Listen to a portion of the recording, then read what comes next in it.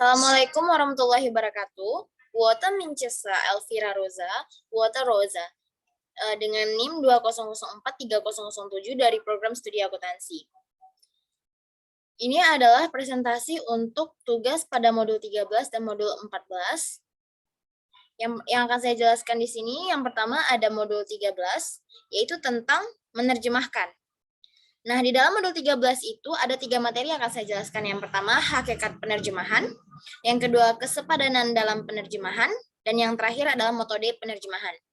Baik, kita masuk dulu yang pertama dalam materi modul 13 pada bagian 1, yaitu hakikat penerjemahan. Yang dimaksud dengan hakikat penerjemahan itu adalah suatu upaya mengungkapkan kembali pesan dari suatu bahasa ke dalam bahasa lain. Dalam terjemahan, isi teks bahasa sasaran harus sama dengan isi bahasa sumber. Atau bisa saja bentuknya berbeda namun makna tetap harus sama. Dengan demikian, makna atau pesan yang dimaksud dalam bahasa sumber dapat dipahami dan memiliki nilai yang sama dengan bahasa sasaran. Dan yang kedua itu kesepadanan dalam penerjemahan.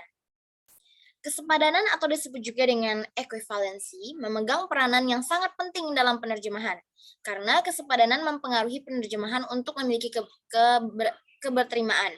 Dalam proses penerjemahan, agar teks bahasa sasaran dapat diterima, penerjemah diharapkan dapat mengungkapkan kembali pesan atau isi teks dengan tidak menyimpang dari apa yang diungkapkan di dalam teks bahasa sumber. Oleh karena itu, dalam penerjemahan, kesepadanan atau equivalence antara dua teks harus diutamakan. Yang ketiga metodenya yaitu metode penerjemahan. Menerjemahkan adalah proses reproduksi dalam bahasa sasaran serta proses mencari padanan yang secara wajar paling mendekati pesan yang disampaikan oleh bahasa sumber. Salah satu cara untuk mendapatkan padanan yang paling mendekati dengan bahasa sasaran adalah dengan menggunakan metode penerjemahan. Metode dalam penerjemahan berkaitan dengan keseluruhan teks.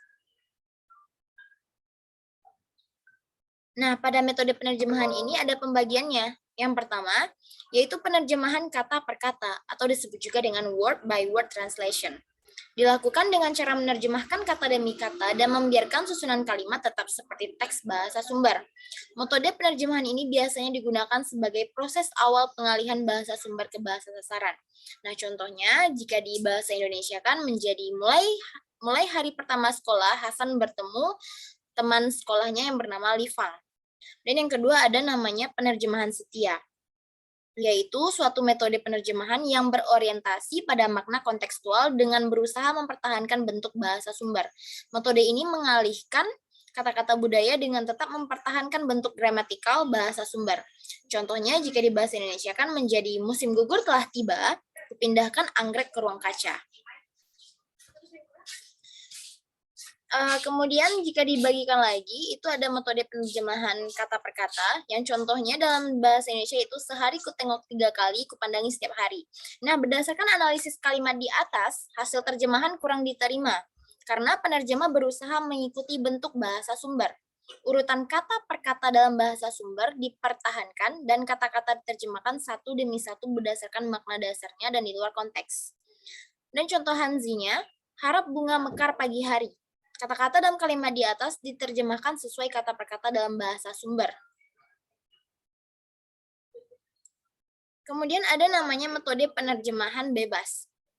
Nah, maksudnya itu biasanya yaitu terjemahan yang merupakan parafrasa yang jauh lebih panjang dari bahasa aslinya, serta sering bertele-tele dan berlebihan. Nah, jika diterjemahkan, contohnya itu, bahasa Mandarin baku mempunyai 4 nada yang berperan sebagai pembeda arti kata. Yaitu dalam bahasa Mandarin sering muncul kata-kata yang shengmu dan yunmu-nya sama, dan nada yang menjadi alat untuk membedakan bunyi dan arti bahasa Tionghoa baku mempunyai 4 nada yang bunyi dan berarti. Dan yang ketiga ada namanya metode penerjemahan harfiah. Contohnya, jika di bahasa Indonesia kan, yaitu pada perayaan hari ulang tahun temannya, Wang Yunlong bertemu Siti. Nah, pada kalimat di atas, hasil terjemahan konstruksi gramatika sudah diubah sedekat mungkin dengan padanannya dalam bahasa, namun kalimat masih diterjemahkan dalam bentuk kata per kata. Baik, sekian untuk modul 13. Selanjutnya untuk modul 13, materinya yaitu membaca dan menulis huruf hamzi. Globalisasi tidak pernah berhenti pada bahasa. Hal ini terlihat jelas dengan meningkatkannya internasionalisme.